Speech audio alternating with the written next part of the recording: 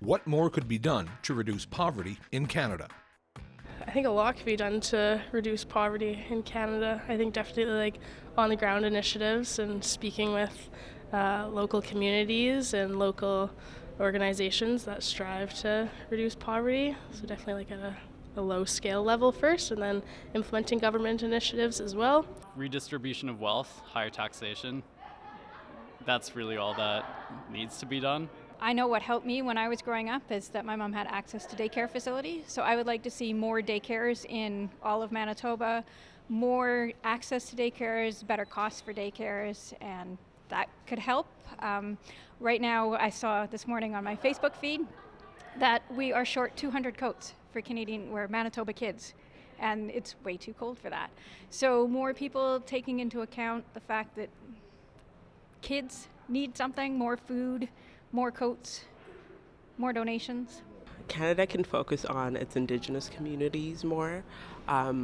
Many populations of our Indigenous people are suffering because they have lack of water, lack of food, lack of all resources that regular Canadians are entitled to or even have necessarily. And as someone who wasn't born in Canada but immigrated here and had access to those resources, I couldn't imagine my life without those resources. So it's not fair for all those people who are suffering out on the streets in minus 40 weather. So I think Canada can focus more on its Indigenous communities and just on regions of Canada that aren't getting as much resources as they need. I think we need to stop buying so much stuff and start helping each other a little bit more by supporting our food banks. But that's only an interim. But I think the government really has to look at taking care of Canadians first and ensuring that we have a roof over our head, we're warm, and a bite to eat. Poverty's tough because I work downtown Edmonton. There's been an influx of homeless people, even though statistically they say there's fewer, but they're more visible. Social agencies aside, I think it's really up to the citizens to make sure that the government is aware that we want more programs and we want people looked after, and that's part of why they're elected. I mean, it's easier to say than to do, but I just think we have to keep our elected officials more honest on that point, instead of just becoming an election issue. I think the biggest thing is transforming our own hearts and how we view each other. I think a big thing is recognizing that another person's suffering is not an isolated thing, but we're all connected. So I think caring about our community and how do we build our capacity for caring about our community on a neighborhood, like on a grassroots level, I think is a very important thing for empowering us as individuals.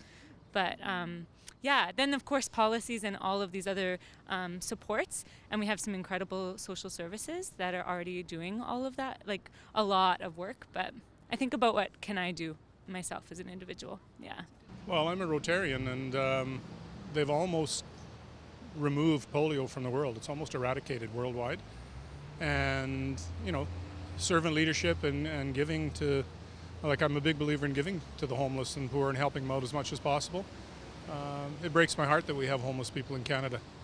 We're a wealthy country, and we have tons and tons of space.